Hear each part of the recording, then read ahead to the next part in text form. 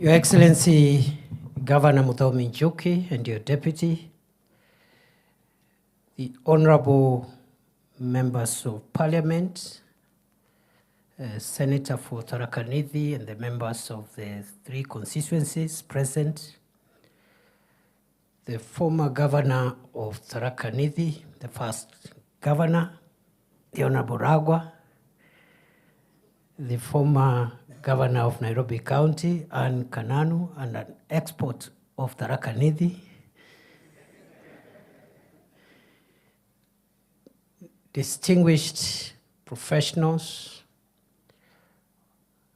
from various organizations, members of the County Assembly, our dear sister, the Women Rep, Susan, the leaders who have come from across Tharaka Nithi County. Good morning.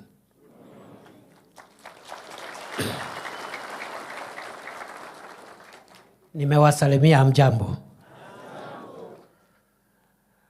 Wacha nichukue nafasi hii kuwakaribisha katika makao rasmi ya Naibu wa Rais wa Jamhuri ya Kenya. Karibuni.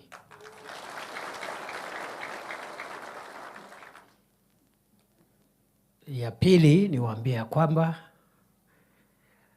tumekuwa na vikao kama hivi na kaunti zingine kadhaa na tutaendelea na vikao kama hivi mpaka tujumuishe kaunti zote 47 za Jamhuri ya Kenya. Nafikiri Tharaka Nithi ni kama kaunti ya 4 sasa ambao tumefanya kikao kama hiki, na nitachukua muda kidogo kuwaeleza madhumuni ya mkutano ya leo. Mmekaribishwa. Leo ni siku ya Tharaka Nithi. Feel at home. This is your day and we are not in a hurry.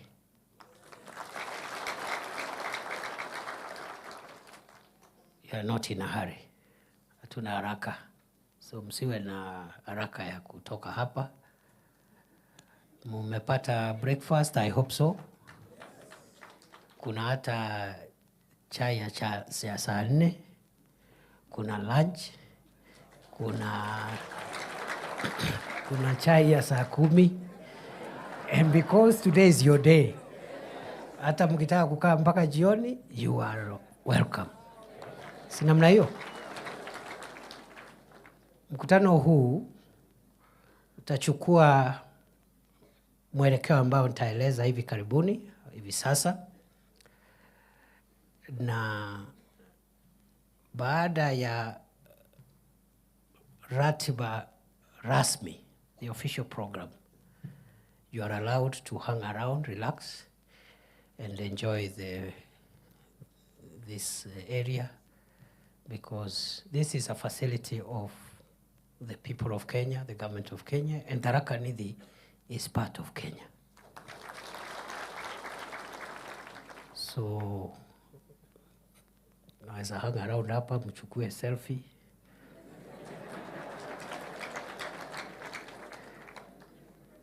Hata wale ambao sio, naona wengine hapa ni watu ya my generation and some are older than me. Sisi we are a bit conservative, lakini kuna vijana wale ambao ni Gen Z na hao wengine. Tuko na swimming pool hapa, mnaweza fanya swimming.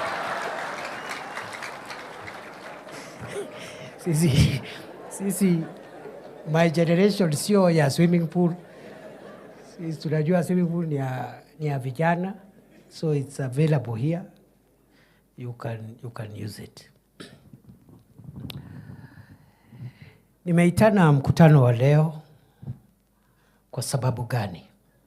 Kwa sababu wakati Rais William Ruto alikuwa anaomba kiti ya urais, mimi na wengi ya viongozi wetu wa Tharaka Nithi tulikuwa mlengo wake wa kisiasa. Kweli si kweli? Na pole sijatambua deputy governor wa zamani ako hapa ule Mrethi. Nimeona pia former member of parliament for Tharaka Alex Mborimwiru, asante. Na tuko na former assistant minister Francis Kagwema and former DG, former member of parliament for Tharaka, Francis Kagwema.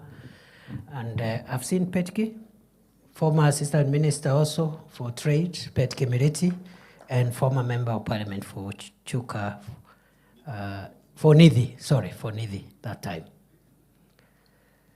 So I think we are full house. Asanteni sana kwa kukuja kwa hii mkutano. Ni kama iko Murango. Mheshimiwa Murango Mwenda, my senior, and former member of parliament for Tharaka. So asante kwa kukuja. We are full house. Tuko full house. I've seen former MCAs, nimeona Zakari Mpana na wengine. We have many. Na huyo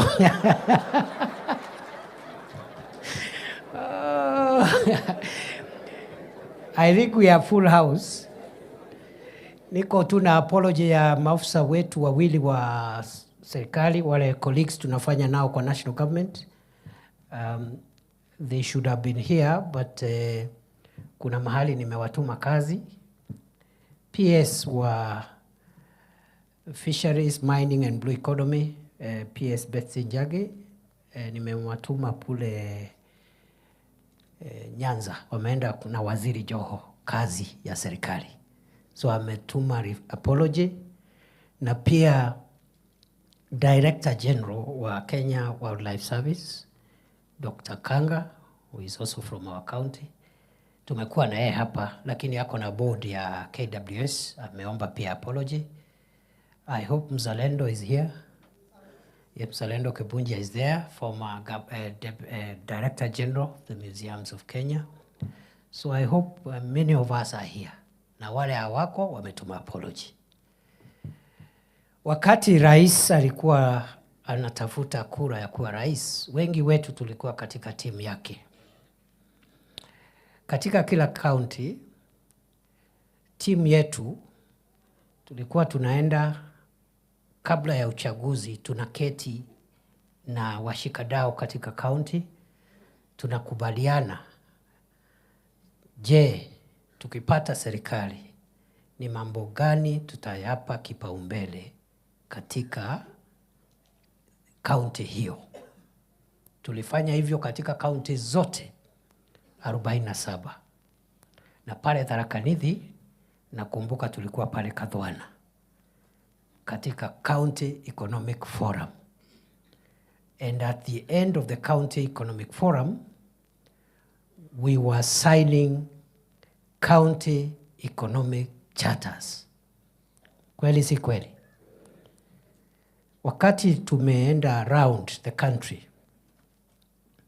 tukasema tukipata kiti ama tukipata serikali, kwa county ya Tharaka Nithi kwa mfano, tutatia maanani mambo ya miundo msingi, barabara, tutatia maanani mambo ya stima, tutatia maanani mambo ya maji, tutatia maanani mambo ya masoko ili wabiashara na kina mama wasikue wanapigwa na jua wakati wanafanya kazi yao ya biashara. Tukasema vile vile tukipata serikali tutajaribu kufanya ile mambo ya kibiashara na kilimo ambayo yanaleta mapato kwa mfuko wa mwananchi, tuboreshe sekta hizo za kilimo.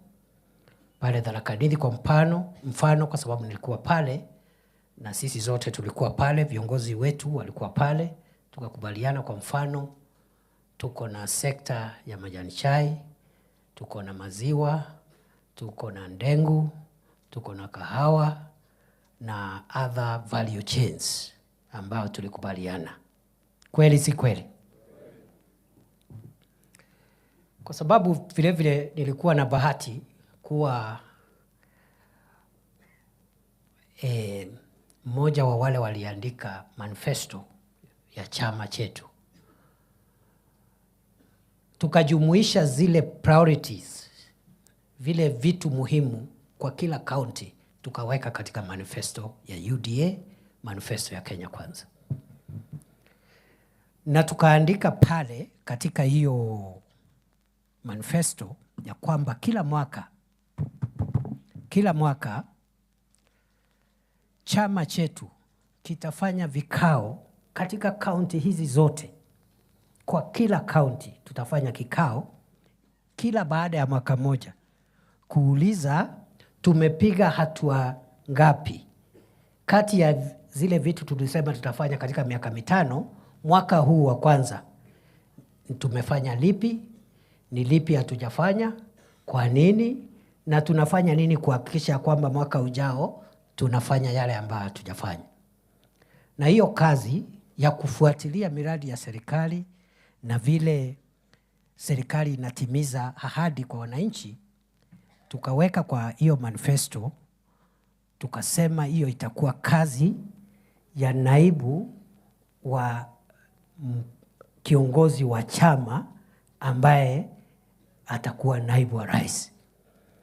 So the work of monitoring, evaluating, tracking progress of the commitments our party made to the people of Kenya was assigned to the deputy party leader, who before election was the deputy party leader, but after election would be the deputy president.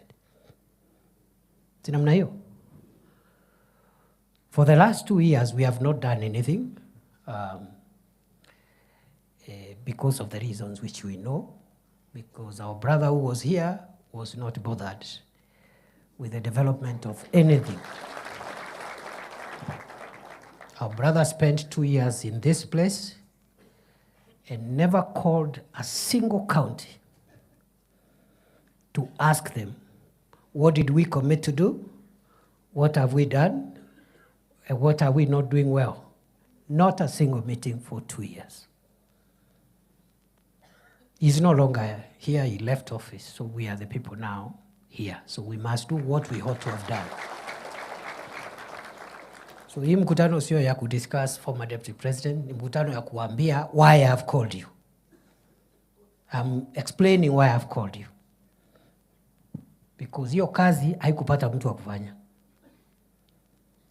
Na ndio umeona serikali imepata reputational problems in many parts of the country, because there is nobody to assist the president to track the development agenda of the country.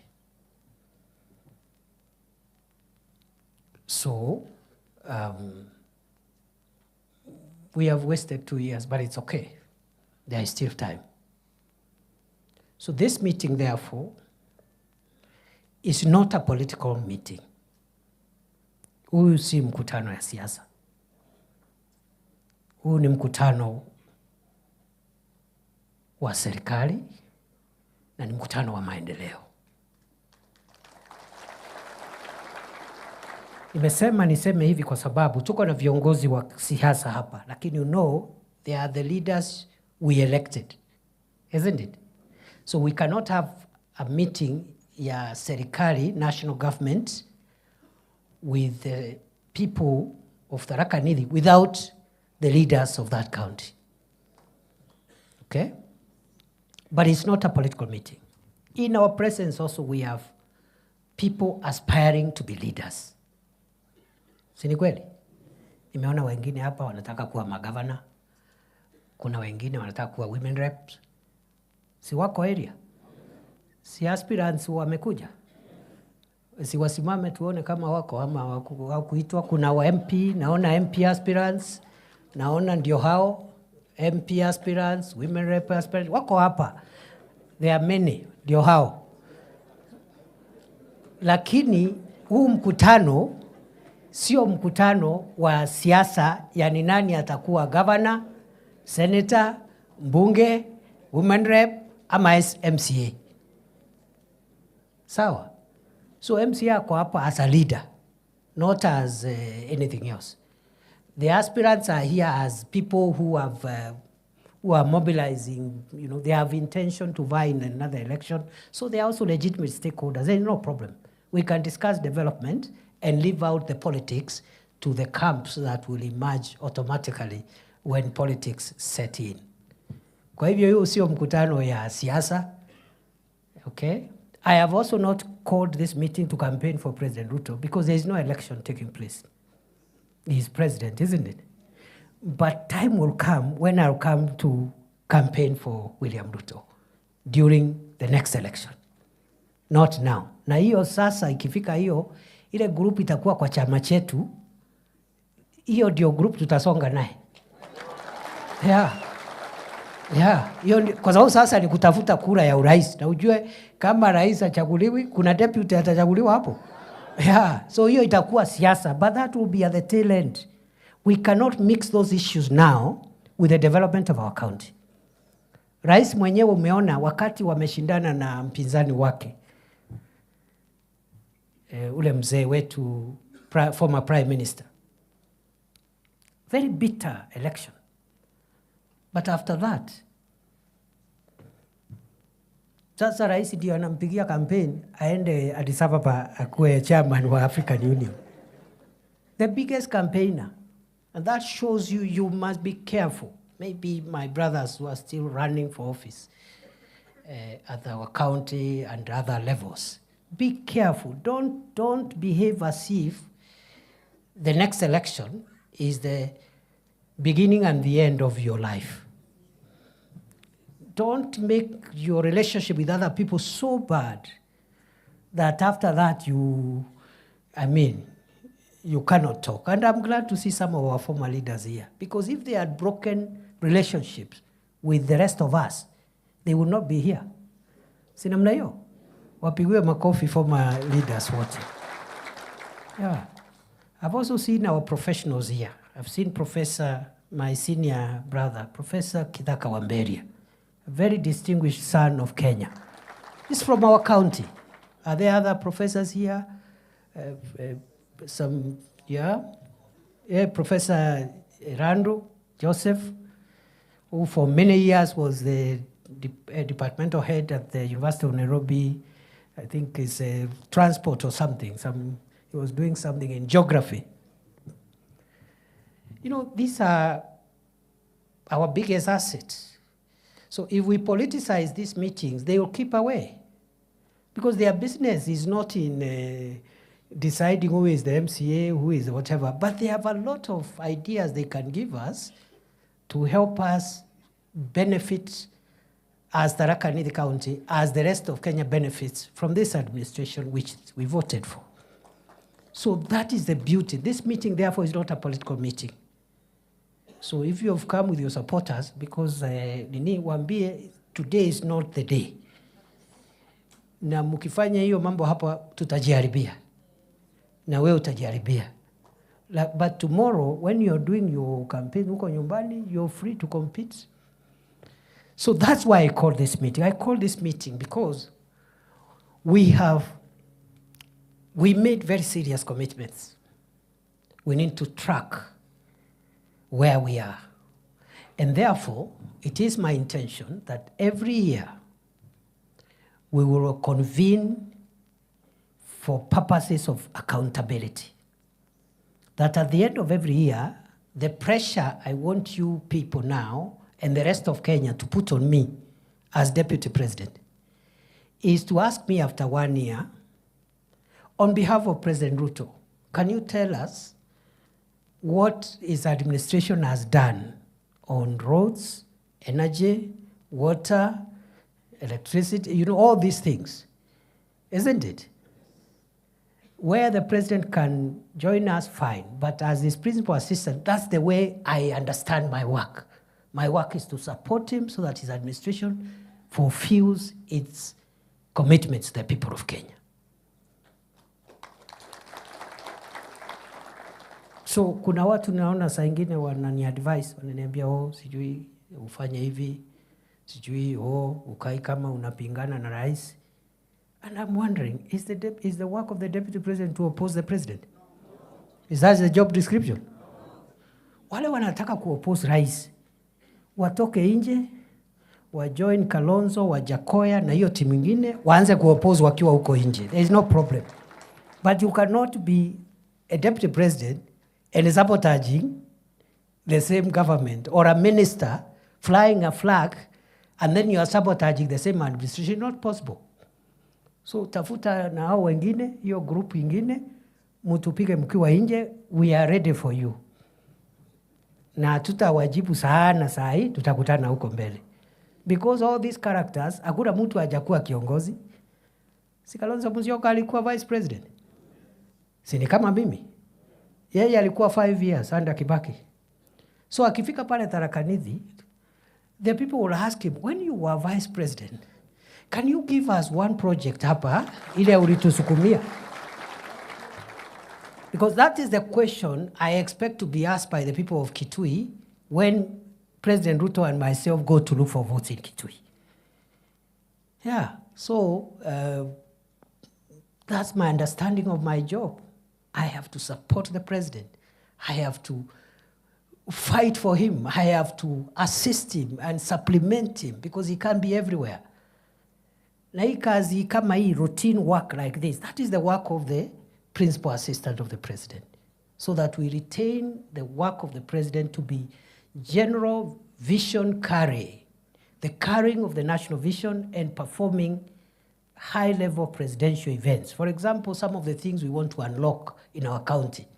When the roads are unlocked and they are complete, now he comes as president to commission complete projects. Lakini saa hii kwa sababu zimekwama, ni kazi yangu kukwamua. Si namna hiyo? Nitafute mawaziri, nitafute ma-PS, nitafute everybody. Ikikuamuliwa ijengwe, rais anakuja. But it can't be the president coming there to try and unlock projects. Yet he has a cabinet, he has a deputy. That is my understanding of my responsibility. Wale wengine wananiambia sijui pinga rais kama fulani, I think they are addressing the wrong person. Yeah. Maybe they are talking to somebody else. Sio mimi. So, we intend to be very focused and very deliberate. And we mean business. And I want to assure you, the people of Tharaka Nithi, as I've assured other parts of the country, you will get maximum benefits from this administration. Otherwise, what business do I have to hang around if we will not get maximum benefits? So we'll do our best. Lakini musiende kudanganywa ati ndio sijui hii county isaidiwe, ati the next county must lose. We cannot win, isn't it? We cannot get what we want. So who said for one county to gain, another one must lose? It's not true. Yeah. Because we have a country to keep. And therefore, mimi naomba tu munitoe kwa hii siasa ya sijui ya MP, ya MCA, ya governor, ya senator. I will leave that. Munisaidie. Kwa sababu mkiniingiza hapo, whether you are defending me or attacking me, unless you really are sabotaging me, you should not drag me in those politics ya nyumbani. Unless your aim is to sabotage me. Kama hiyo ndio aim ni sawa, nitaelewa. So sasa nikianza hapo, ati sijui this ward versus the other ward, this constituency versus, we will lose it. And I saw how my predecessor lost favor, even from leaders from his own village. You know? Even your own MP, akutaki. I cannot wait for that to happen. If kina Kareke here and kina Njuki, kina Murugara think I am doing nothing, what business do I have to go to Nyanza and other places? Sini wachane nayo. Yeah, if my own brothers, my own neighbors don't think of any value. So musiningise kwa hiyo mambo ya nyumbani. Pia niseme ya kwamba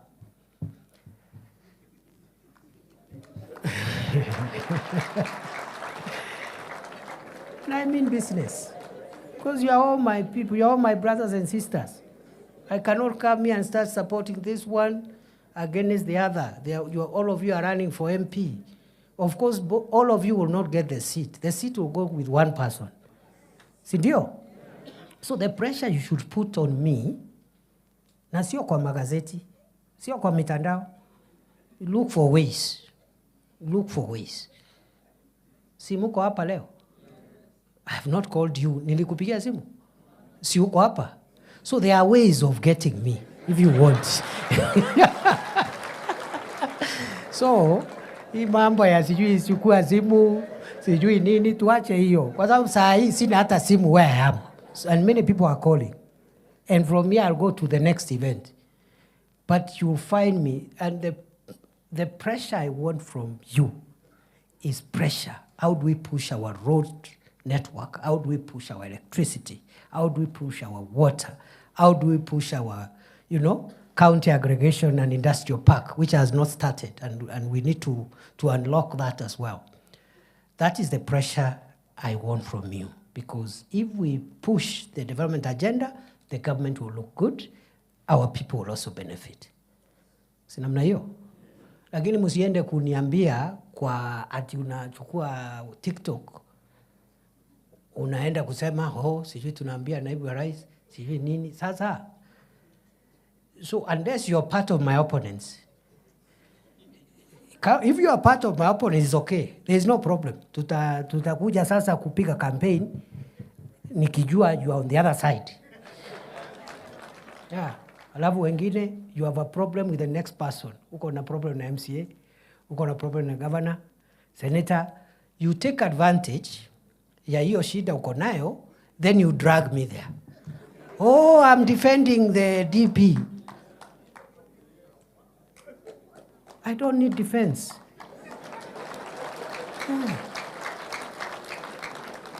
I don't need defense. If the people of Tharaka Nithi think I had no value to their equation of development, I have no business to come there ati mimi ndio hapo Chuka, Marimanti, Chogoria, ati kubembeleza watu. Please, let me look for defense huko mbali. Nyumbani, we will find a way. Sindio? So you take advantage because you are fighting with the next person. Anza kusema mimi na defend naibu wa rais. My friend, this thing is so huge. That person you are attacking, we need every energy aligned in the same direction. Yeah. Wewe unajigamba you are defending the deputy president. If this work is left to you alone, you will not take it anywhere. Kazi ya kusongesha Kenya mbele. Ndio unaona watu wengi wamejaribu, imeshindikana. Kalonzo amejaribu miaka 50, imeshindikana. Waza amezama. Sank. Hata ule rafiki yetu mzee mwingine, he was in town. Na hakuwa mtu ya mchezo. Lakini sasa tunashukuru Mungu amesikizana na rais, anaenda kuwa kiongozi wa Afrika. Yeah. Hii kitu sio rahisi ya Kenya. Kama unashindwa na hiyo yako kidogo hapo ya MCA, alafu unataka kudrag ya Kenya, kuipeleka hapo juu.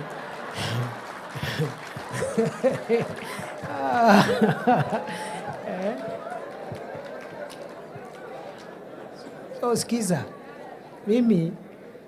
Sikiza. Pale nyumbani, I need your blessings and your support, all of you. Not some of you. Because some of you hatutafika anywhere. I need everybody, including the person you have a problem with. I need that person. Yes. Tumesikizana? Yeah. So this is home talk, family talk, don't worry. Let me go back to the default system, which is the national discussion we are having. So we have an agenda. This is the government, and I've been I played some role in the Kibaki administration, in the Uhuru administration, in different capacities, and now in the Ruto administration. As far as I'm aware, the first government to do a manifesto was the Kibaki government. But it was never followed up for implementation. Tulichaguliwa, Kibaki akachaguliwa, wale walichaguliwa, there was no implementation. Luckily, Kibaki had a very strong focus on the priorities he had committed to the people. So he succeeded, but there was no monitoring and evaluation, and there was no tracking of progress. And when Kibaki was asking to be re-elected in 2007, nobody asked him, have you delivered what you told us? It was just simple politics. ya Kibaki versus Raila. And 41 against 1. Very dangerous politics. Uhuru came with a manifesto. But we never followed the implementation of that manifesto. And when Uhuru was asking for re-election in 2017, nobody asked him what he had done with the first term. In fact, he came with a new manifesto for the second term. Ile aliita Big Four. Si ni kweli? Yeah. But this time round, this government is going to add value to our governance in two respects. One, we are tracking the 168 commitments that we made to the people of Kenya in 10 sectors, 10 areas, one by one, to see how far and how many of them we can implement before the next election. Ndio hiyo manifesto isiwe ni karatasi. And I'm going to demonstrate to you just now how we are doing that. Number two, I suspect the next election, more than any other election, this government will be asked, you promised us this, tell us what you've done. Si ni kweli? Yeah. So Kenya is maturing. That is good democracy, because if a president does not get re-elected because they have not performed, that is a very good democratic culture. But you cannot remove a president because of stupid politics ya ukabila, sijui ya nini, mambo ya bure hapo, you know. So, good people, mimi nataka niwaambie, we will do our best. The last 2 years, President Ruto has struggled with very difficult issues, just like President Kibaki when he took over from President Moi. President Kibaki's first term was terrible. It was difficult. He himself was unwell. And some characters around him were the ones running government and making decisions, making very unpopular pronouncements. But Kibaki was very committed. In 2 years, President Kibaki became the most hated and the most unpopular person in Kenya. In 2005, 2 years after his election, the first time, 3 years, he brought a referendum. He was defeated in that referendum. You remember Banana Orange? He was defeated. He dissolved the entire cabinet. He was left with the old man. It's a Moody Award or something. Yeah. So what is happening around here is something that has happened before. And why President Kibaki and President Ruto? Ask yourself why. It is because any transformative leader who has an idea of what to do about key sectors that define a country's transformation, many times the decisions that leader has to make to transform the country are usually unpopular. They are not popular. Populist leaders make popular decisions. Okay? I'll give you an example.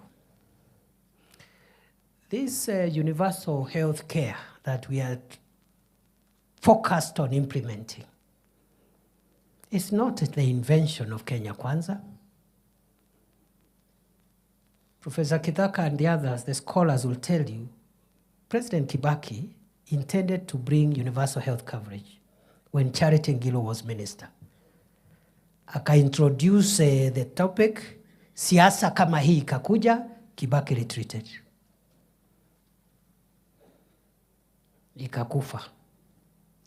President Uhuru had universal health care in his manifesto. I'm part of the team that wrote that manifesto, the first term. Akaona it's very unpopular because you have to increase the levies that you're charging people and so forth. Akaikalia first term. He thought he can introduce it in second term when he's going home because he will not be looking for re-election. So in 2018, aka announced the big 4 agenda. One of them was universal health coverage. Cecily Kariuki was the minister for health. Siasa ikakuja, Uhuru backtracked. I remember Uhuru asking us, sisi tuko na insurance? Kama watu wamekataa health insurance, sisi tuko na insurance? Alafu akauliza deputy yake that time. I just overheard, nilikuwa area tu, nilikuwa hapo, sikuwa karibu. Nikasikia akauliza deputy yake, "Hey William, si mimi na wewe tuko na nyumba? Hii housing program." Kwa sababu housing ilikuwa kwa big 4 ya Uhuru pia, isn't it? Si wewe uko na nyumba na mimi niko na nyumba. Hii manyumba ni ya nini, tuwache? Wakawacha.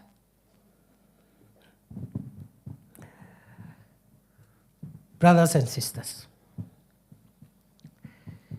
I'll shortly tell you what housing and what a health insurance for every Kenyan means to the economy and to household incomes in a short while. But before I do that, I want to say for the last 2 years, President Ruto has struggled with what we call macroeconomic stability. Macroeconomic stability means, for those who are not experts like myself, I'm not also an expert in the economy, but I have learned from the experts. Macroeconomic stability are the fundamental foundational economic growth indicators that must be in place before you start now building the growth of the economy. One indicator is the strength of the currency. The strength of your currency versus international currencies is one indicator. Another one is something called interest rates. The rate at which people borrow money, those who are doing biashara, nini, interest rates.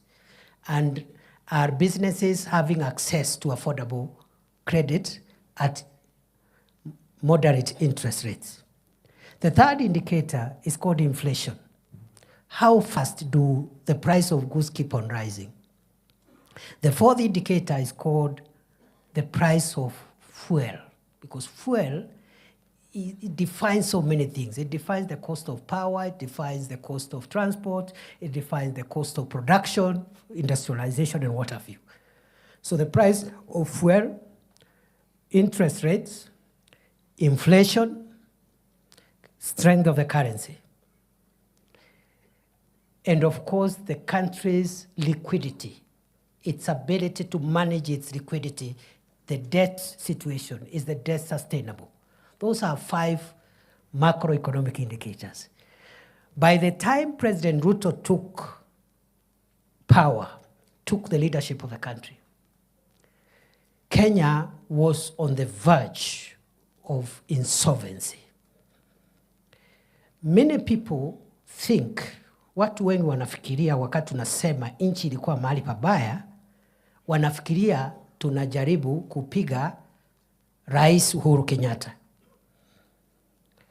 The country was not in that shape because of President Uhuru.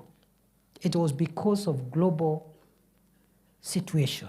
The main one being the total shutdown of the economy for nearly 1.5 years because of COVID-19. Nobody in Kenya left their home for more than a year. Curfew, you can't go anywhere. There is no business running. So you can imagine shutting down the economy even for a day is costly. Ask me, I am the immediate Minister for Interior.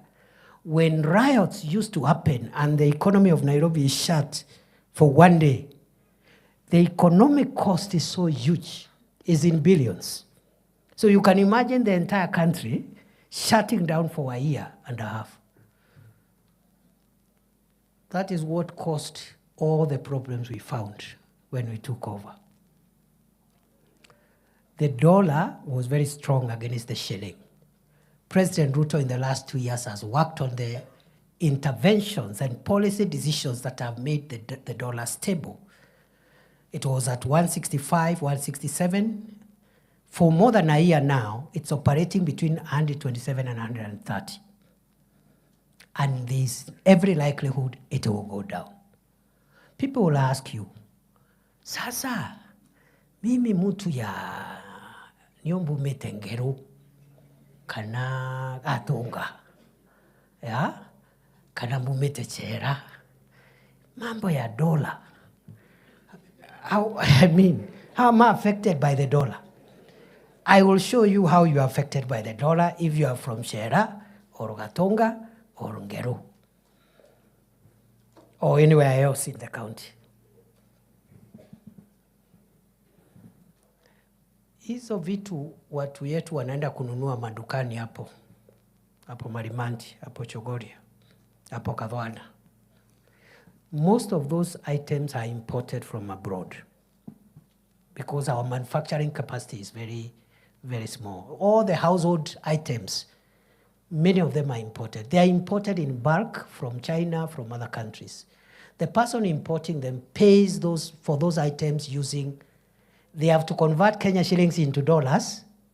So if the shilling is weak, you need more shillings per dollar. And you use more money per container to bring one container. And when you go to sell in Chogoria, the price, if the shilling is weak, the price will be higher to the customer buying those things in the shops in Chogoria. If the shilling is strong, like it is now, you use less shillings to get $1. You will therefore use less money to bring one container of the merchandise.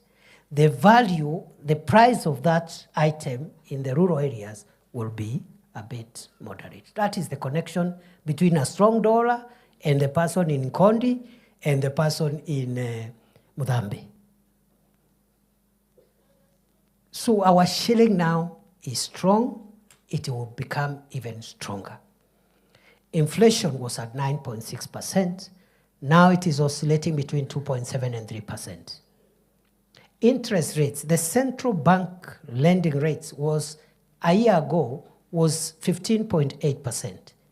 Today, it is 11.25%. It is going to drop the next time central bank meets in the monthly policy review meeting. Meaning, again, people will ask, what is the connection between interest rates and an ordinary person doing some juakali business in Chuka town, okay, in Chakariga, or even in Magutuni? Interest rates. This is it. That when interest rates are high, as they have been, banks don't lend businesses any money. They lend government because government is broke. The interest is very high, so they buy what we call government paper. They give government money to run the country. So businesses don't tax. If you try getting a loan, if you have a small business, Apple, the interest rate is so high to discourage you because there is already a market of 16, 17%, 15%, they can give credit to government. If the government rate, the central bank rating rate, now which is low, banks will be forced to give affordable credit to as many businesses as possible, including small businesses in our rural places. That is what happened in the Kibaki time. That's why many businesses grew in Kibaki time, because banks were literally hawking loans. Bank loans in the working places, forcing people, literally begging people to take loans. But because of high interest rates, banks stopped dealing with poor small businesses, and because they are lending government. So there's a connection. For 2 years, President Ruto has struggled with macroeconomic stability, interest rates, the strength of the shilling, inflation, and also the price of fuel, which was at 217, now it's about 160 something. And it will come down, it will continue coming down. What President Ruto has done in 2 years, it took Kibaki 5 years. Because the first time Kibaki was so unpopular because he was trying to reverse the Moi economy, the macroeconomic indicators for the Moi economy. Remember growth, economic growth by the time Moi was leaving was negative 0.1%. By the time 2007, end of first term of Kibaki, growth was 7.1%. But you see, people don't eat growth. They don't, so they were asking, yeah, Kibaki, you're telling us GDP and growth and interest rate, but we can't see anything. The same questions the people of Kenya are asking today. But the macroeconomic environment must be built first. There is no economics. You cannot deal with the microeconomic issues unless you tackle interest rates, strength of the currency, It took Kibaki 5 years. It has taken William Ruto 2 years. And in these 2 years, 1 year, he had a very, very, very disruptive opposition from outside. The second year, he had a terrible opposition from inside his government. Yet, he has brought the kind of impact that I have told you at the macro level. Now, what remains now the next 2 years is to work on what is music to our ears. Household incomes, job creation, microeconomic transformation of real sectors where our people derive their livelihood from. The Pesa Mfukoni agenda. The problem is that we said we will do ABCD and bring Pesa Mfukoni in 5 years, because that is the constitutional term. But on day one, you have a dishonest internal opposition inciting the public why a 5-year program should have been done in a year. And we are talking about a country recovering and a world recovering from a terrible post-COVID economy. It's not possible. And you know that lie has sold because lying is cheap and lying is popular. And lying doesn't require any sophistication. You don't have to be a leader to lie. Anybody can incite the public. True or false?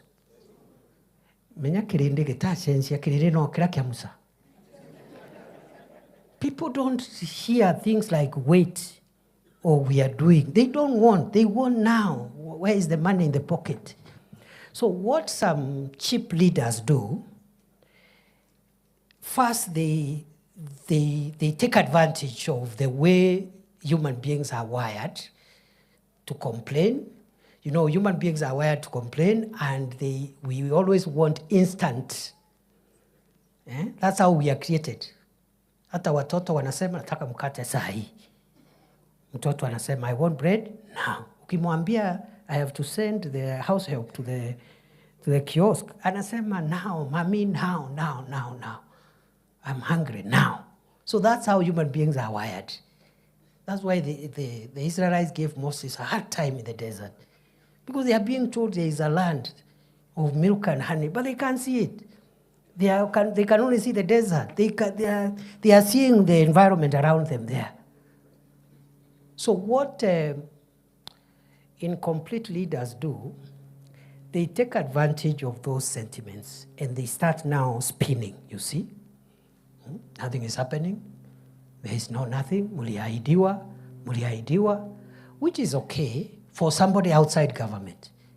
But we cannot do it ourselves. This team is the one that created this government. True or false? Tharaka Nithi vote for this government was one of the highest in Kenya, percentage-wise. Isn't it? So this is our government. This is our government, my friend. The people who never voted for this government are very few. Alafu, because of these challenges I've explained, mtu anakuja anawaambia pana tutoke kwa hii serikali, tuachane nayo, mwaka imeisha, mwaka mbili imeisha. But 5 years are not all over. Yeah? 5 years are not over. Even building a house, you have to dig downwards first before you start building upwards, isn't it? Ukitaka kuweka nyumba ya makaratasi, you don't need to dig down. You just put papers on top, but when the wind comes, it will just be blown off. So, leaders who are incomplete, they take advantage of those sentiments to incite the public. And the public loves incitement. It's the easiest job. Anybody can incite the public, even the most, sitaki kusema kitu hapo, lakini anybody can incite the public. Hey, chochea, chochea. That is how Barabbas secured his release on the day Jesus Christ was put on the cross. The Bible says his main job was causing insurrection and inciting the public against the authorities. Biblia ni yuga wakana ta yuga aeretwe athaikitwe awetwe athaikwa nuntu wa kwingira mwingi kuchochea umma. And 99% of the people calling themselves leaders are in that business. The work of a leader is not to listen to what the people are saying and assist them in saying it. Because if you listen to what they are saying and you assist them in saying it, so what is your role? And number two, many of the things the people say are not correct. But they say it because they do not have the facts that you and I have. They have not come to Karen, they have not been briefed by the deputy president, so they don't know. So the work of a leader is to guide the community, to guide the people, to tell them this one is okay. Yes, we need these 5 things, but this one, right now, it is possible. This other one will require a year or 2. That is the work of a leader. If your work is to follow the people, you have no business calling yourself a leader because it is the people leading you. Isn't it? So who is leading the other? Yeah. So I expect you as opinion shapers, as leaders, to lead. And leading means you explain. You help people to see a picture they didn't have. You assist them because God has blessed you, you have some extra information, assist them to see things differently. But if people shout and say, we want this now, and it is not possible, then you go there and carry placards and start saying, yes, yes, yes, we want. You have no business calling yourself a leader. And that's why you see a good leader is not popular all the time. But a good leader is popular at the right time. I repeat, a good transformative leader is not popular all the time. I have told you how Kibaki was very unpopular in 2005, 2 years after he was elected almost unanimously. But by the time President Kibaki was leaving in 2010, 2011, many people in Kenya were saying, I wish Kibaki could get at that term. True or false? Those of us who use this road to central Kenya, that's when the dual carriageway, Thika superhighway, started being built in 2009, 7 years after Kibaki's election. Not in 2003. That's when people saw the superhighway. Yeah, 50 kilometers from Nairobi to Keno. Kibaki did that without speaking Kikuyu and without climbing on trees to explain and publicize his love for the people of Gema. In fact, I was a young man. I served briefly in his government. If you are from central Kenya and where we come from, and you try to speak to President Kibaki in your mother tongue, he will tell you off. He has no time for nonsense. Yet, he transformed Kenya, and he transformed even our rural economy without speaking Kikuyu and without pontificating how he loves the Gema people. True or false? President Uhuru, who also also came from our region generally, also did wonderful programs. And I've just given Thika Superhighway for Kibaki. Kibaki did many things across Kenya. But it doesn't mean if you do across Kenya, you'll not do where you come from. you can do at home and away. Yeah. Usidanganywa ati for you can only succeed if you do things where you come from and ignore everybody else. Because again, you will not have a country. President Uhuru, you know, for me, at the last 2 years of his administration, we had political differences with President Uhuru when he chased me away without giving me a reason. I even asked him to explain, because it's not so much about the job. I was not keen on the job. In fact, that break gave me a bit of time to reorganize my personal issues, which had gone haywire because of my, I'm such a passionate person. I get committed to public service. So some private issues ilikuwa imeharibika. Nilitengeneza wakati Uhuru alinifukuza. Sasa niko sawa. Nilitengeneza zile miaka 2 Uhuru alinifukuza, hapo ndio nilijipanga mambo yangu ya nyumbani hapo. Unaona fence imeanguka, unarekebisha fence because you are not available. Fence imeanguka when you are serving the public. So President Uhuru, I had problems with him, political problems, the last 2 years after he chased me away without giving me a reason.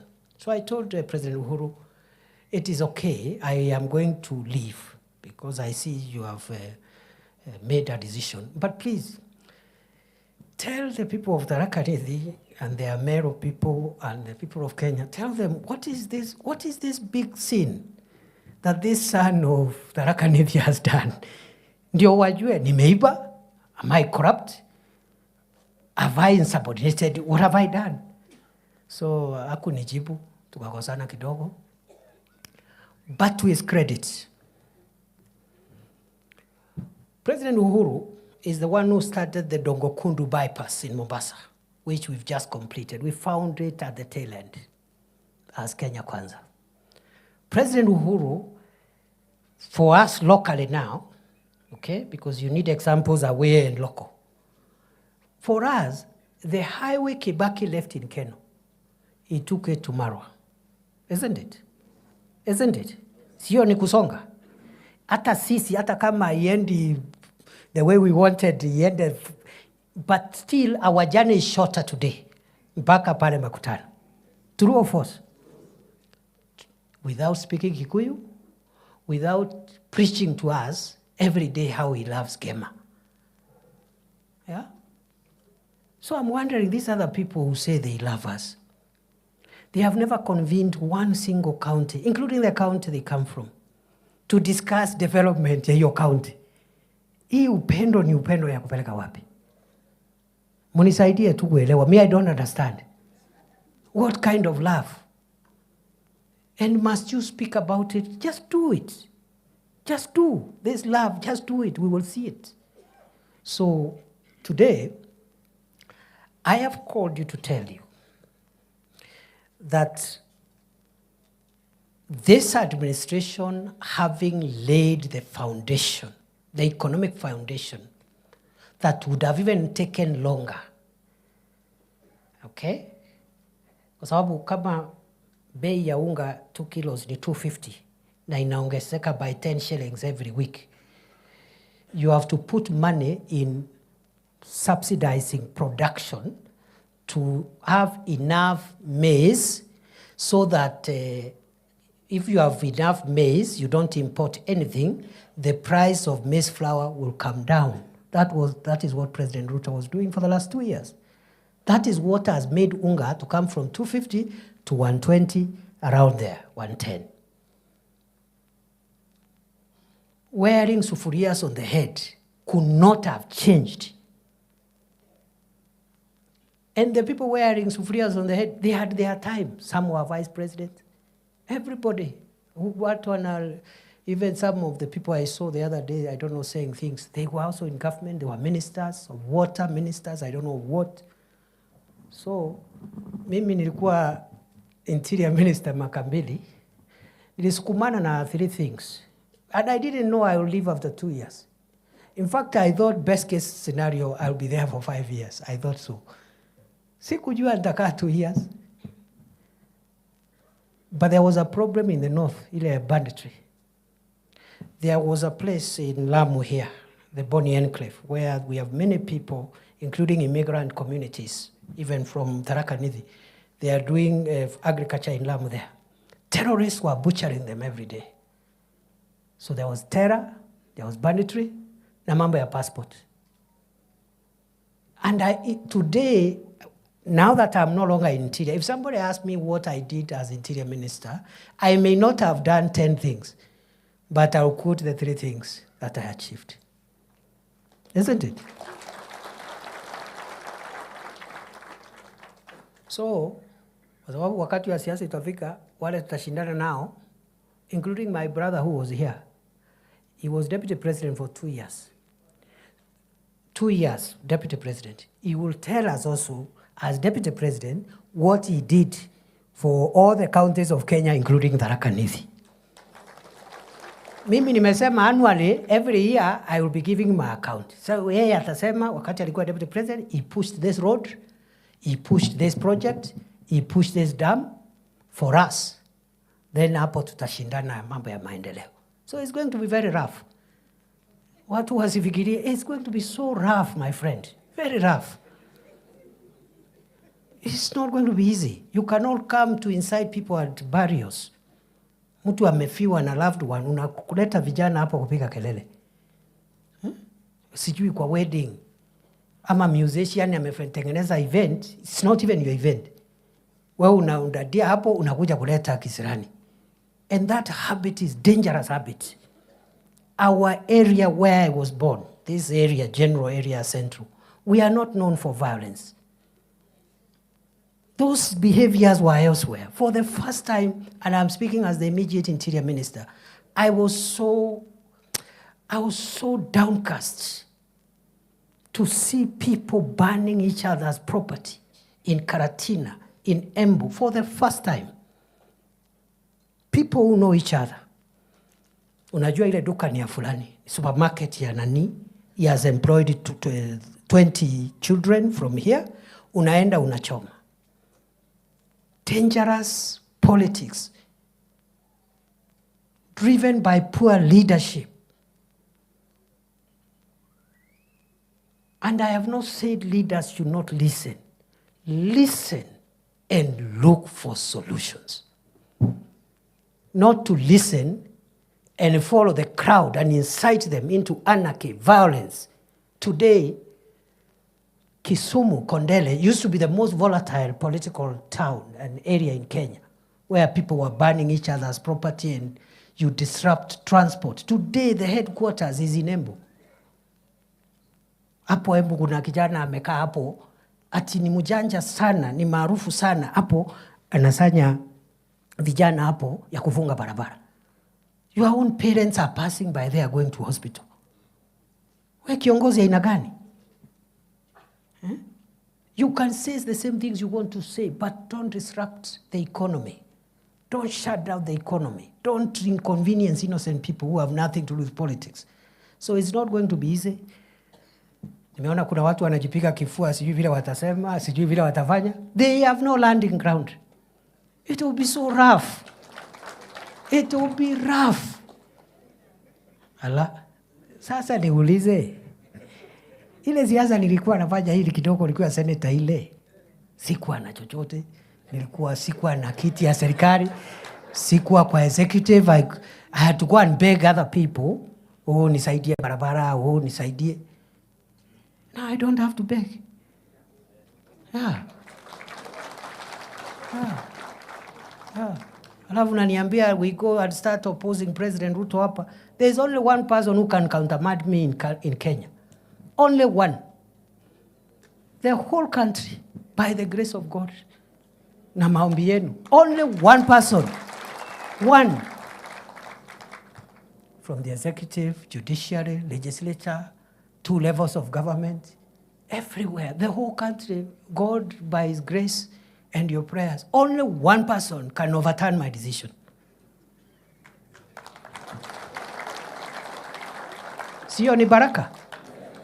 So we should make use of it to assist our county, to assist Kenya. Yeah. So, wale wanategea ati, yani, Na sasa governor, my brother, bro. And these other brothers and sisters hapa. Tukue serious, bro.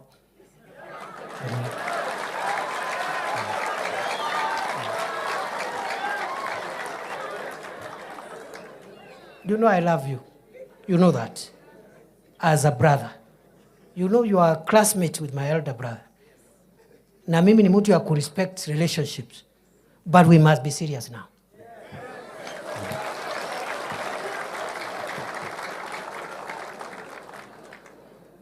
I met with my sister Cess, the governor of Embu, who is also my sister and somebody I love and somebody we've walked a long journey together, politically.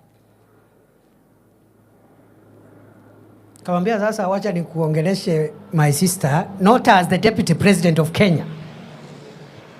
Wacha nikuongelesha kama ndugu yako and your age mate. And you will do nothing about what I'm going to tell you.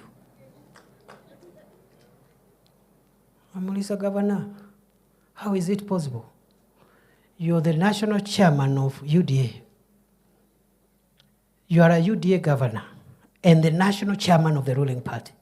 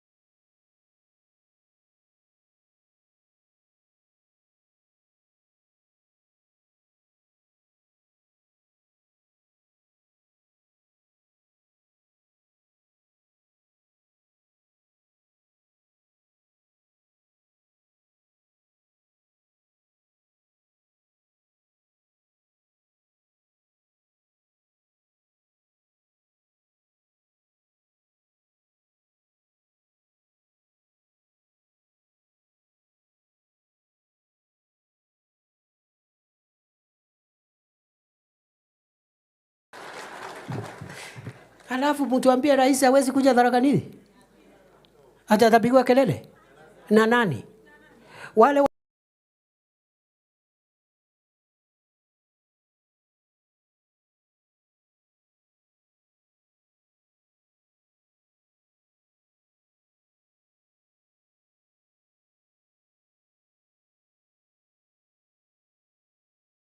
mezama?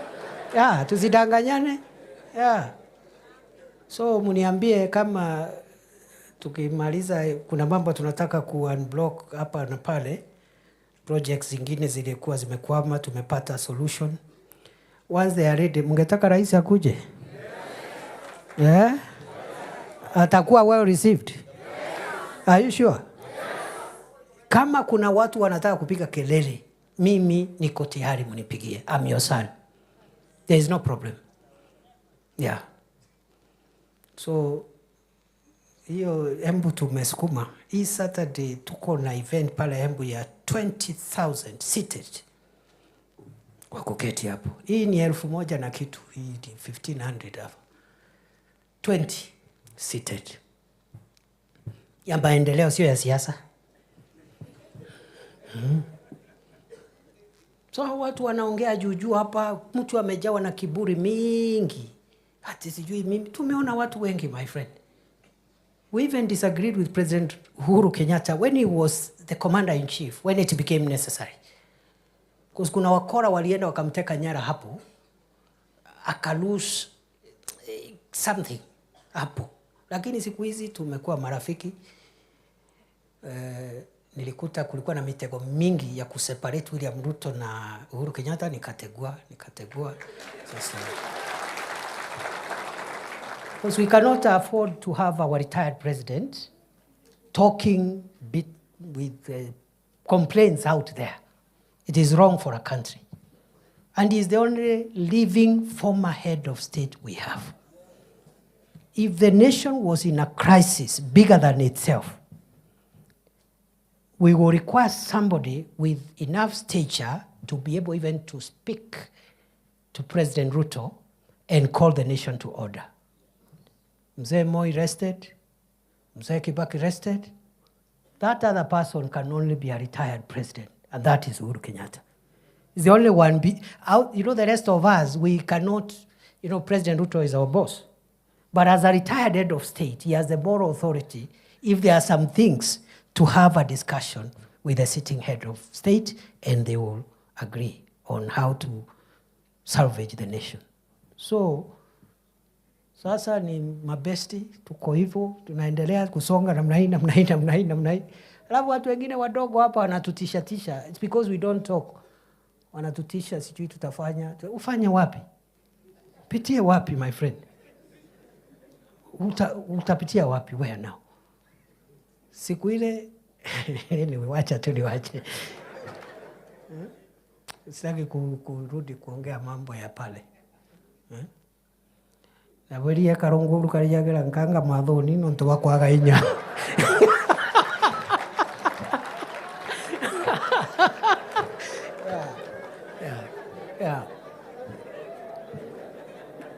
Wale wameelewa waeleze wale wengine.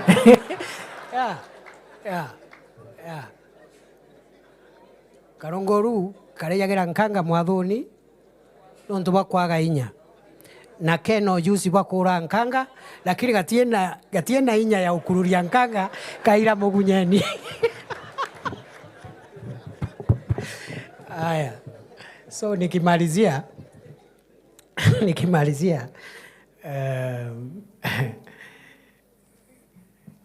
what are we doing now?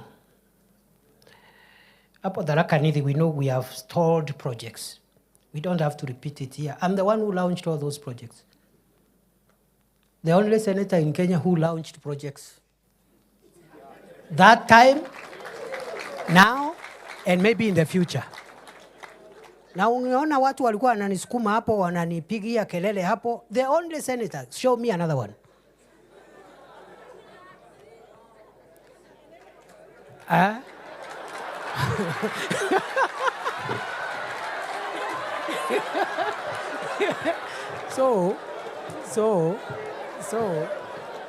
So skiza.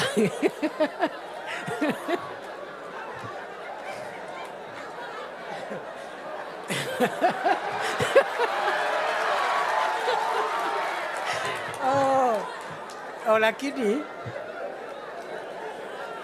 kidogo musipige Senator Kataya sana, kwa sababu even during my time when I was a senator for Tharaka Nithi, we had 47 elected senators of other counties. Siembu tulikuwa na Ndwiga, Meru tulikuwa na Kiraitu Murungi. Show me one project initiated by any of them as senators anywhere. After I left Senate, because I served for 2 terms, even now, one senator, including our own senator, hakuna. Even the Senate that will come, most likely there will be none.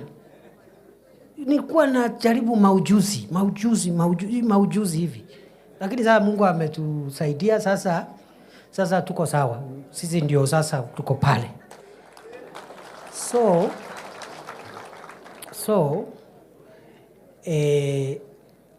I know all those road projects. We are going to revive and complete all of them.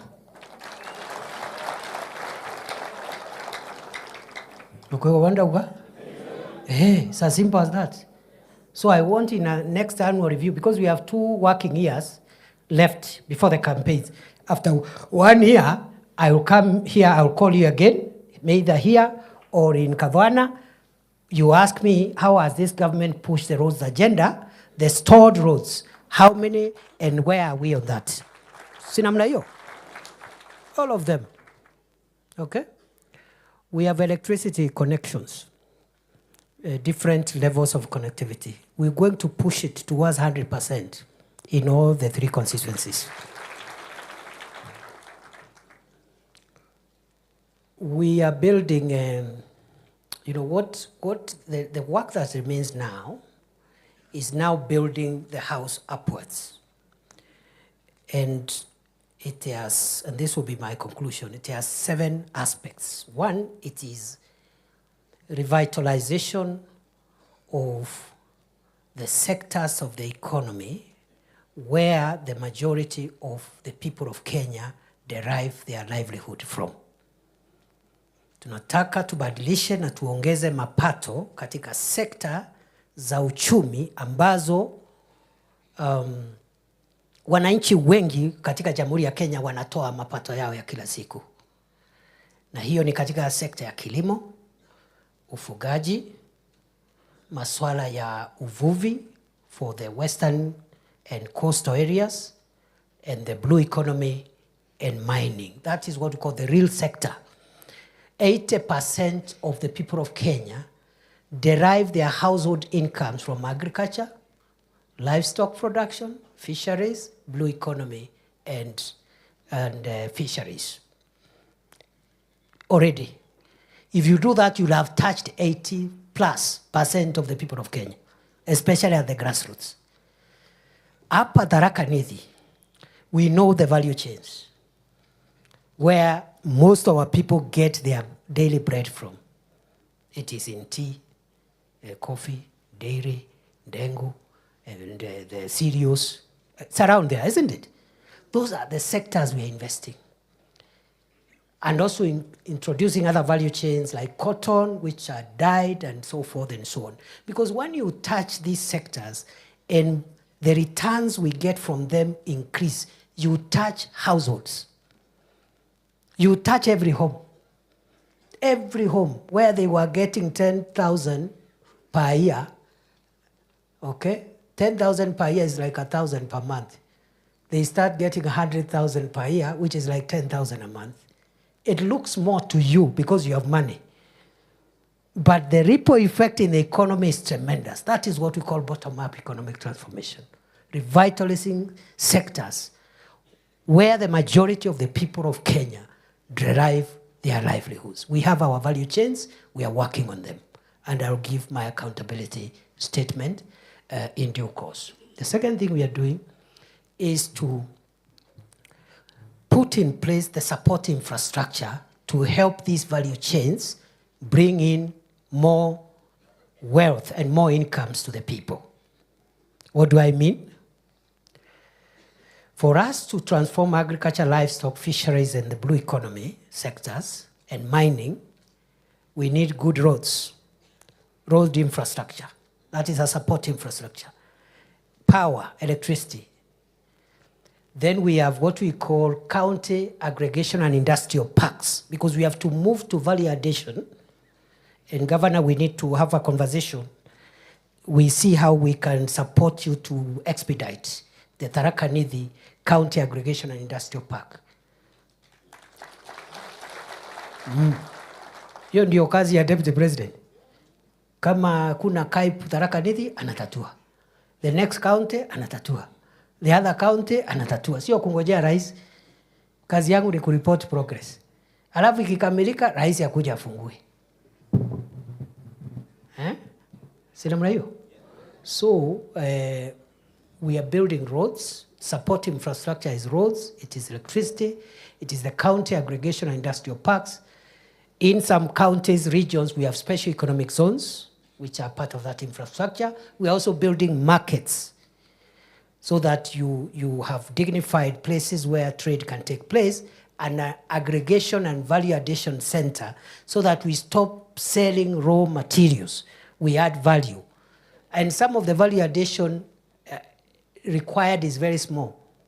Kama ni ndengu, if you just sort the ndengu and just make sure that you remain with the best, then you package nicely in 2 kilogram or 1 kilogram pack, and you brand it as a product of Tharaka Nithi. That is already value addition. It will improve the price significantly, other than using mukebwa kembo to pour the ndengu, and some of it is rotten, some of it, the price will just shoot up. That is what supermarkets do. They will buy it at 70 shillings, they go sort it, they package it, they put it in the shelf, and they sell at 200 shillings. What have they done? Sorting, packaging, and branding. Total of that value addition is less than 5 shillings. They bought at 70. But the presentation is so good. So when Professor Kithure goes to the supermarket, when he's coming from the university, he will buy that at 200 shillings. But the fellow selling it at Nkondi sold it for 70. The supermarket has gotten twice the value. Supermarket hana shamba, halimi, havuni, ako papo anangojea mkulima wa Nkondi tu alime, alafu he is getting twice what the farmer is getting. These things look like abstract, but that's how you transform a community. That's how you transform a country. And as I said, transformative actions are not popular because people want the things they can see now. Later on, when these things start realizing, that's when people say, oh, President Ruto had a point. But by that time, he will be completing his second term and going home. Yeah?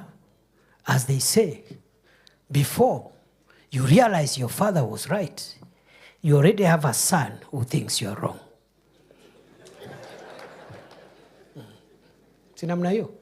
And for the ladies, before you realize your mother was right, you already have a daughter who thinks you're wrong. So it's okay. We are not looking for popularity. The time for popularity will come, and we'll canvass popularity politics at the right time. The third thing we are doing is investing in the housing program. People don't understand the housing program. The housing program sorts out many things. One, it increases the Human Development Index of Kenya. One of the reasons why some countries are top among the rich countries of the world is the quality of dwellings, houses that their people live in. Singapore, for example, is the most developed country in the world. It is 99% of the citizens of Singapore are home owners. Almost everybody. And when the president, the visionary leader of that country started that program about 40 years ago, he was almost impeached. Exactly what we are doing 40 years later is what Singapore did 40 years ago. He was almost impeached. Oh, we have houses. Tuko na nyumba. Cheap thinking. You don't understand economics. Kila mtu ako na nyumba. So, even introduce compulsory savings. Mandatory by law in Singapore. You must save. It is your money. Kama hii NSSF tumeongeza. NSSF is money for the retiree.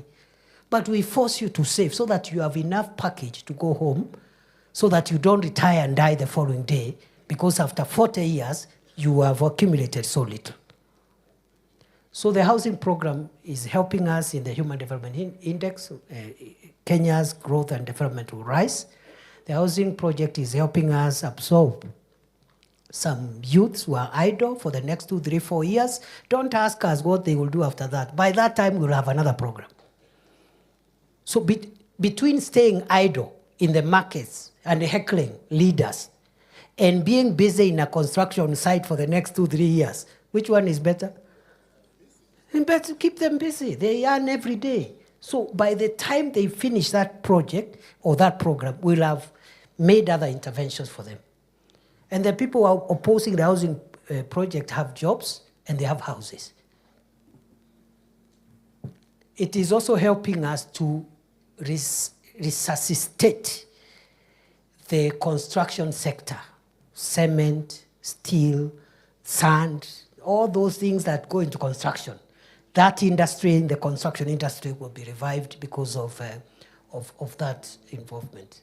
Number 4, we are, because macroeconomic stability, then you have revitalization of critical sectors where we get our livelihood from. Then there's the housing program. And then number 4, it is jobs. It's jobs.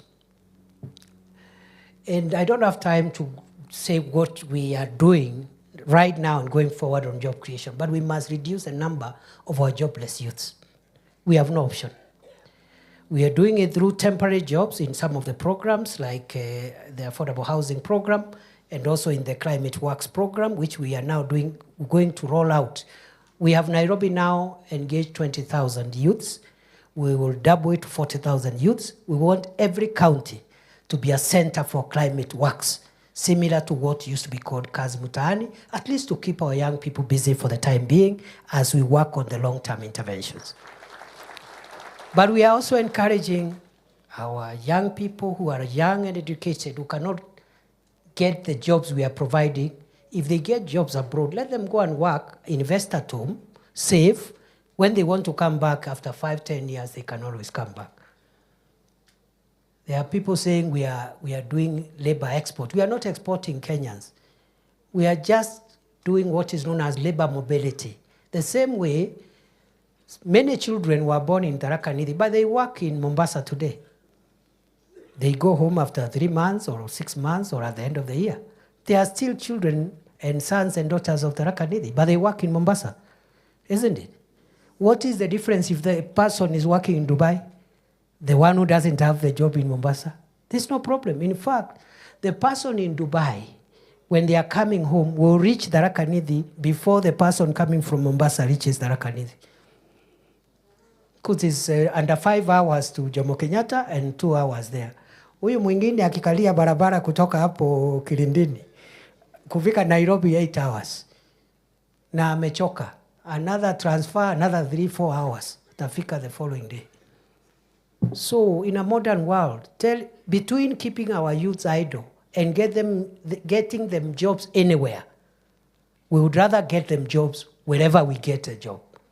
They invest, they save, they are always welcome to come back home. So tunasema we are programs for kazi kwa ground, kazi mtandaoni, na kazi majuu. We are also creating ICT jobs. Hiyo ndio kazi mtandaoni. ICT, through the ICT hubs, digital jobs, content creators, and the creative economy. So we have that job agenda, which we are pushing extremely hard to make sure that we need. So I'm left with 2 last ones, that is health and education. All the 5 I have mentioned are in the economic sector. The 2 last priorities for this government are in the social sector. One is health. SHA is not working, SHA is not working, SHA is not working. Before 2022, the National Hospital Insurance Fund, NHIF, covered only 9 million Kenyans, adults and children, including the secondary school children, 9 million, through EduAfya. To be eligible to join NHIF, you must either have a payslip or some other ability to pay the subscription. True or false? NHIF, either uko na payslip ama uko na uwezo wa kulipa ile subscription. Today, after just rolling it out for 3 months, and we are going to continue for the next 3 years, we have 18.5 million Kenyans with a medical insurance from 9 to 18. We will push it to 40, 45, 50 million. That is what we call universal health coverage. Why? Because it is not only the employed people and the people who can pay who fall sick. See, everybody gets sick. Si kila mtu anakuwa mgonjwa. Why have an NHIF that caters for somebody with a payslip and somebody with ability to pay? Taifa Care, SHA, universal health coverage, is to make sure every citizen have a medical insurance to take care of their medical needs when they fell ill, because everybody falls ill. That is the aim. Many countries have struggled with universal health care. It's very problematic. In America, Obama brought it in 2016. The Supreme Court dismantled parts of it. It's very political. But it is very transformative for every Kenyan to have an insurance. Why? Because, as I have said, everybody falls sick. Kila mtu anakuwa mgonjwa. Number 2,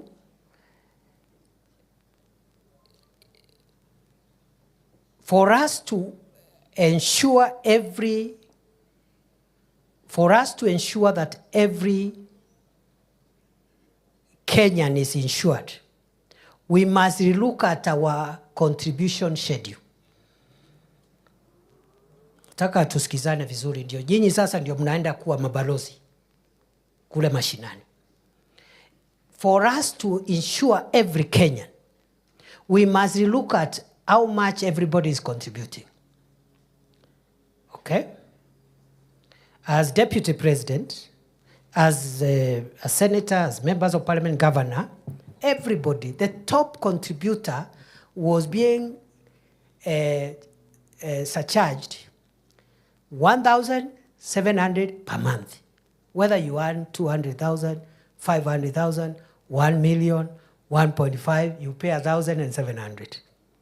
The poor woman in Itogororo, the poor woman in Makori, the poor woman in Kalangasheni was paying to be part of NHIF 500 shillings. Is that fair? Is that fair? Rice anatoa 1,700, wabunge 1,700, mama mboga with nothing 500. So what this universal health care has done, we have said those who earn more, you be deducted a little more, you pay a little more to allow us pay for everybody, including the person who cannot raise any money for the insurance. And that's where you are having the discomfort. The discomfort is coming from me as deputy president, or from the member of parliament, or from the governor, because we are paying more. So that our relatives who calls us for Harambee every week, 5, 10 Harambees, stop fundraising and stop selling their land. We are paying a little more. It's a bit uncomfortable, so that all our relatives, our neighbors, can each have an insurance fund scheme. That's why people are opposing it. So ukisikia vita, ni vita ya watu ya siasa.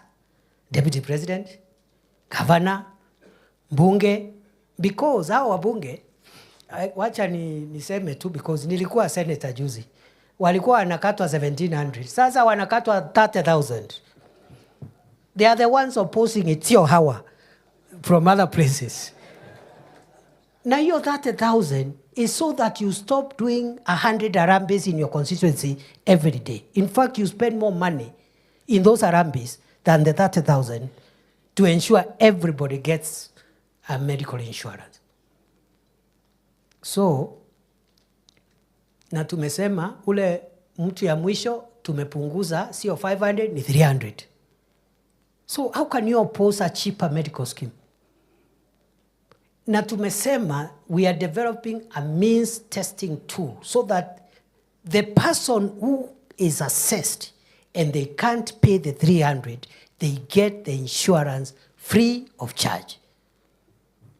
Hapo ndio fitina inakujia hapo. Because wale wako na pesa wataki kunini, wanataka kukaa hapo, watu maskini huko chini, wao wana beg and worshiping them to come and do fundraisers for them. Because they have sold the farm, they have sold the cow, they have sold the chicken, they have sold everything. They are poor, the last resort, mheshimiwa, DP, kuja tuchangie Harambee. And because you want to keep people needy, you oppose it so that you'll be there to throw a few coins. Alafu napigwa makofi. Hey, mheshimiwa, you are a great man. May you live forever. Okay? It took the courage of President Obama to get Obamacare in America. Although the Supreme Court amended it a bit, it is what is serving America today. And we thank God Obama became president before the current president, because I don't think it would have sailed through under the current administration. So, President Kibaki, brilliant son of Kenya, tried to bring universal health coverage. Politics stood on the way. And he was advised by the characters around it, let us be popular. Sisi tuko na insurance. Acha watu wafanye mambo yao. President Ruto, or President Uhuru, before I come to President Ruto, well-meaning, well-intentioned, introduced housing, introduced universal health care. Politics came through. He pulled back. Good people, this time round, we are not pulling back.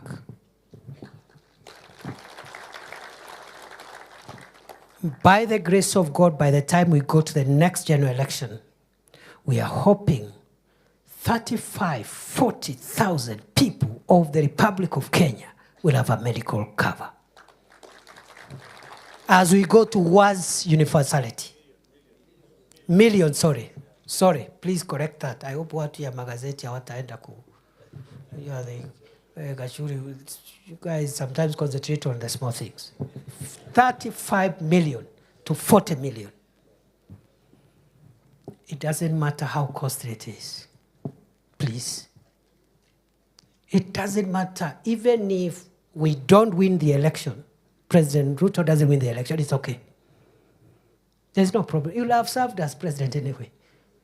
Isn't it a blessing even to serve even for 5 years, even for 1 year, even for 1 day? How many Kenyans are there? Every Kenyan is qualified to be president. If you are lucky to be in the seats we occupy, including UMPs, including myself, including you, governor, don't consider yourself like a superhuman. It's the grace of God. Yeah. So usitutishe ati rais a one-term president. And pia watu wengine wanatutisha huko jana. Ati our job is to make sure William Ruto is a one-term president. That is your objective. Hiyo tu. Just that. And you will have achieved a lot. President Ruto is lucky to be among the 5 Kenyans who have occupied the seat of President of Kenya. Some, 24 years. Others, 10 years. If he gets 5, so be it. If he gets how many days, so be it. There are many qualified people. The same for me. I told you when I became Minister for Interior, niliangalia siasa nikasema, at least the first time labda nitaserve hapa. Maybe if we win a re-election, maybe the president will take me in another ministry, I don't know. But I thought perhaps I will stay for 5 years. I stayed for 2. So I had to work every day as if that is the last day in office. Yeah. Mimi nimekuwa naibu wa rais. Today is the 89th day in office. I am working as if this is it. Hakuna siku ingine ni hii tu. That's how I'm working, because you don't know. We live and work by the grace of God. There was somebody in this office. Today he's not here. Now he's giving us ultimatum from funerals. How he will make William Ruto a one-term president. As if that is an achievement. William Ruto's objective is not to serve for 2 terms. It is to use the time that God will give him in office to bring transformative programs in 1, 2, 3 areas and then leave so that other people can come and take Kenya forward. As his principal assistant, that is my objective too, to support him. So msikuja kututisha na one time, my friend. Mimi kwanza nimekuwa DP 89 days ni mingi. Yeah, nikitoka nitakuwa nimekuwa deputy president. Listi kisomo hata mimi nitakuwa hapo. Unatishwa na mambo kidogo hapa, sijui 2027 who will be the running mate, mambo ya upuzi. Useless. Na greed, that's what greed does to leaders.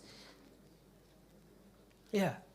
Ile nyama inakujonga ni ile iko kwa sahani. Yeah. You get something and the next thing you're there scheming, I don't know doing what, harassing everybody. My friend, nani alikuambia hata tutakuwa ile? You don't know, so please. So sisi tuko focus. Na kama unatutisha na one time, tafuta another threat. Even one time is okay. Yeah, it's no problem. But the issue is, after that one term, what will he say? If William Ruto will say, at the end of my first term, I have moved the people insured with a health card from 9 million to 40 million, he will be a successful Kenyan. Sindio? Yeah, so sisi tuko hapo. Then we also want to do educational reforms because education is what runs the entire country. It's the software that runs the country. And we have issues. The CBC had some issues when we were campaigning. Many parents were saying, scrap CBC. So we had to do some adjustment, and I'm grateful to the scholars and the people who were in the Presidential Working Party.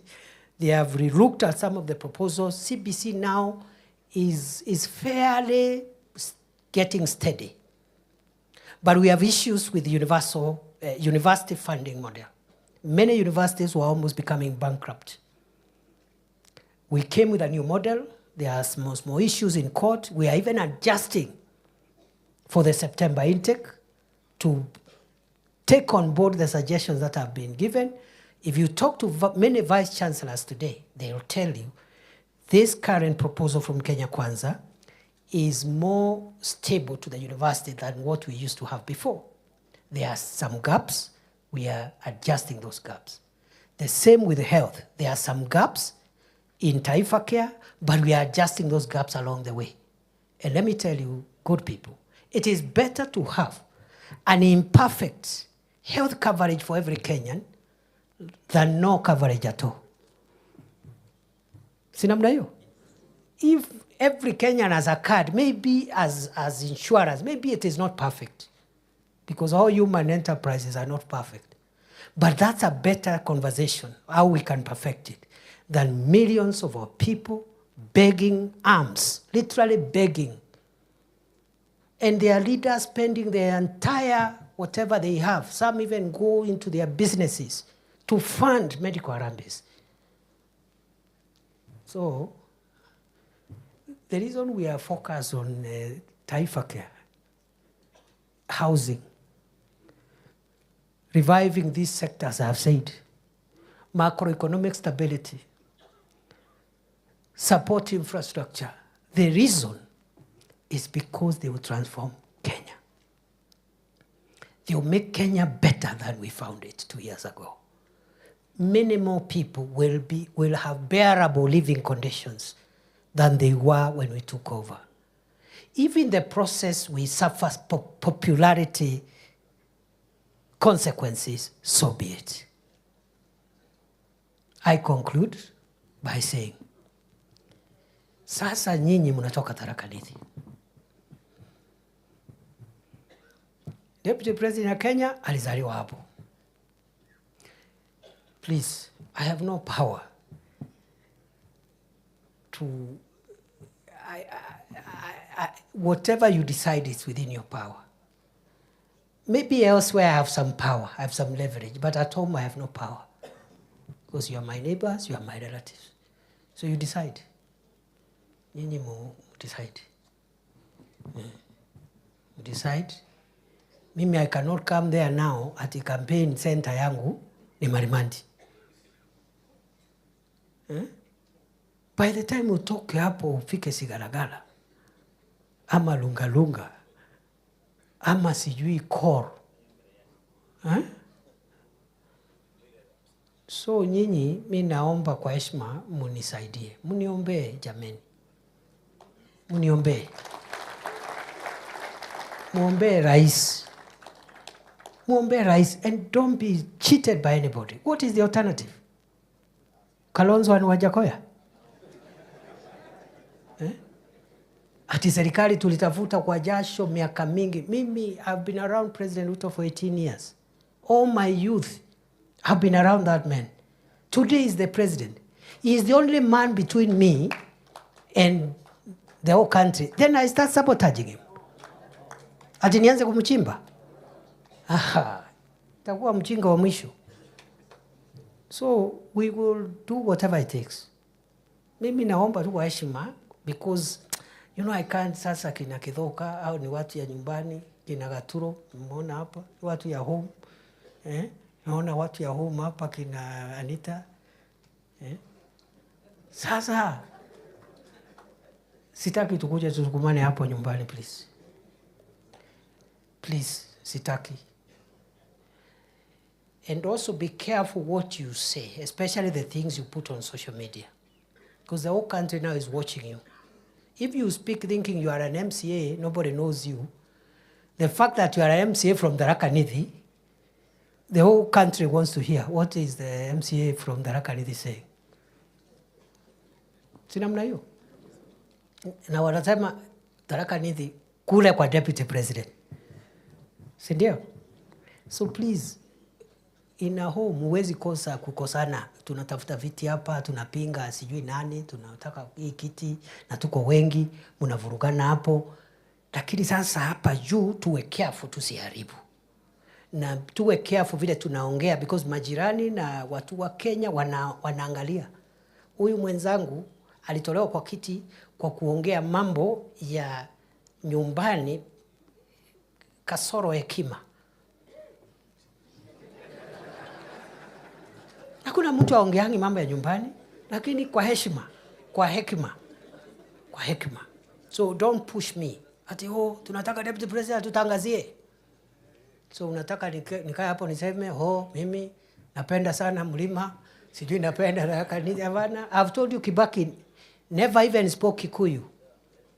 Not once. If you try to talk Kikuyu to Kibaki, he would have slapped you. Yet, he is the person who impacted on Kenya and on the economy of central Kenya most consequentially than any other president. Napenda nyinyi, nawapenda. Hujajenga choo, hujajenga barabara, hujaita watu kuongea mambo ya ndengu ama majani chai, haujazungumzia chochote. Nawapenda sana. Au wengine ni komerera. Nimwambia huyu mtu nikamwambia wacha kupigana na wabunge. Watakuumiza. Those are, you know. Sasa unajua nikiona Murugara anataka kuniharibia ama Pato. What I will do, nitamuita pole pole. Si Pato ni kijana yangu. Tukiwa na Njoki hapa. Tamwambia sasa please Pato tumetoka mbali. Unajua please as your father usinitoe nguo mbele ya watu. Lakini nikianza kumuita komerera atika kunia. Amepata barabara ya kuteremkia. Na ni mteremko, amepata mtu mkubwa wa kupigana naye. I'm telling you. Bana. Ati sasa mtu ya Tharaka Nithi ndiye anaenda hapo kusema ati hatutaki nani. I will feel very hopeless. So nikiona kinaumana, sinajua hao watu wote. Kama ni mama, my mother there Gatiria, namwambia najua nimekukosea, lakini mama, hata kama unachapa kijana, ni pole pole. Wakati tuko, kuna kamera, kuna So naomba tuhifadhi. Me, I'm not saying you should not compete. In fact, the pressure you put on me now and in the future is how those who will not get seats, how we will accommodate them in government. And I've already seen some of them hapa. That is the pressure I want. Lakini sio kwa mtandao. Ukiweka kwa mtandao tunakozana. Kwa sababu sasa uko pamoja na maadui wangu. Ule ako kwa mtandao ni adui. So ukiingia huko tunapita na wewe huko. Yes. But the healthy thing is to say, tuko na viongozi wetu, where can we face this one? How do we support this area? Na tujue Kenya to take the country forward. And that's the heavy task President Ruto has. He needs to carry the entire country. He needs to be the father figure of the whole nation. Every part of Kenya needs to feel him and have benefits from his administration. So nataka nikomee hapo na washukuru sana. Mimi leo ni siku ya Tharaka Nithi. We are going to proceed as follows. We are going to take a short break. But we will take the short break. For 10 minutes, we take a cup of tea. And then for 20 minutes, we look for space. We have enough space here, kwa hii compound. We go into constituency groups. Si tuko na constituency tatu. But I want to persuade you, we create a fourth constituency. And that is the constituency of women, children, affairs, PWDs. I know we have our women rep who normally their mandate is around that agenda, and it can be lost if it is lumped with the general development issues. Because these are sectors that require affirmative action and special measures, even under the Constitution. So between the women rep, I am told now you are vying for a different seat, but you are still the women rep. Ama umewacha? Okay, bado uko pale. Plus those who are, it's okay mweshi. Plus those who are looking for the seat. Aspirants wote wako hapa. Sio ni agenda yao, ndio tawachia vile whoever carries the vote will be our women rep. So that cluster ikuwe separate, iongee hiyo maneno for 30 minutes. So 10 minutes for tea, 30 minutes for constituency groups, 4 of them. You caucus and agree, each of those groups, you will agree on 5 priorities that you require from this government. You have heard the things I've said for the last 1.5 hours. Useme sisi kama Mara, we have these tolled roads, tunataka zote, serikali ikiwezekana, itafute pesa to complete these roads. Number 2, we have this major water project. There are many other water projects, but this major one. Number 3, maybe electricity. Number 4, just 5 priority areas. Sinamna hiyo? The governor, the Excellency Mdhomi Njoki, and the woman rep, and the senator, the honorable senator, because they are county leaders, they are free to hop into the different groups so that they don't look like they belong to one corner. If they choose to, but they don't have to be there. The members of parliament, you can choose either to join your constituency or you appoint someone to run the consensus. We know these things. It's just that we want to build broader consensus. So after the 40 minutes total now, we come back for the plenary. For plenary, every constituency to identify somebody to read out the 5 priorities. You'll be given 3 minutes, every constituency. And I suggest it should not be the member of parliament reading. Mutafute mtu mwingine hapo, ndiye hata yeye awe ndiye ana address deputy president. Mimi nitaketi pale na notebook, So mmoja akuja hapa kwa Chuka Igamba Ng'ombe, wa Tharaka akuja hapa, wa Mara akuja hapa, wa those special interest group akuja hapa. After that, and don't give speeches. Just say we agreed for our 5 priorities are 1, 2, 3, 4. 3 minutes you sit down. Hakuna haja hata ya protocols. So you already established the protocols. Sema tu ongea, just talk. And then after that,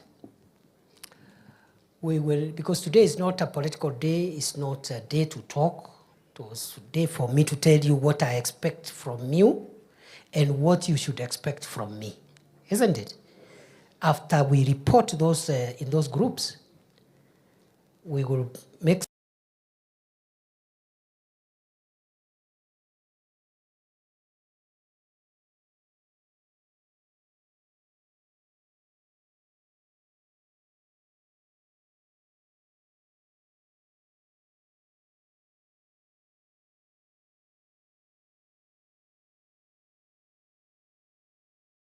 munajipanga mambo ya kesho. This is not the place. So on behalf of the MCAs, the speaker utasema tu jambo, but not as an aspirant for Chuka Igamba Ng'ombe.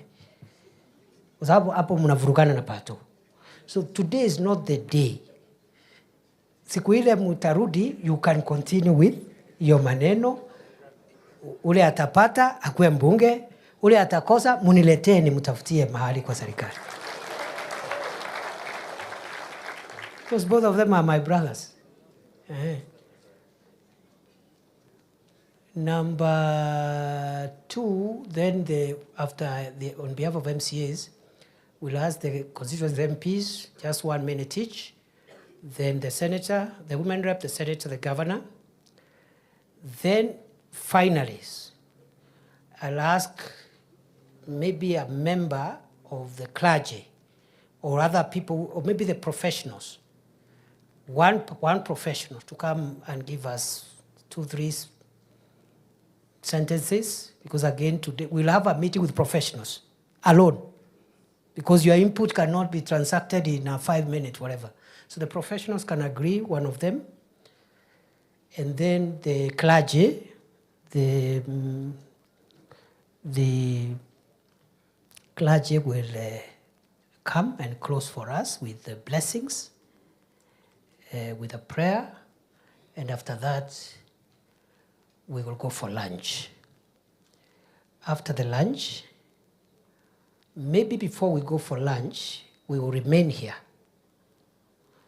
Maybe the leaders will retreat, we all remain here, so that you'll be given the logistical information of how you'll go home.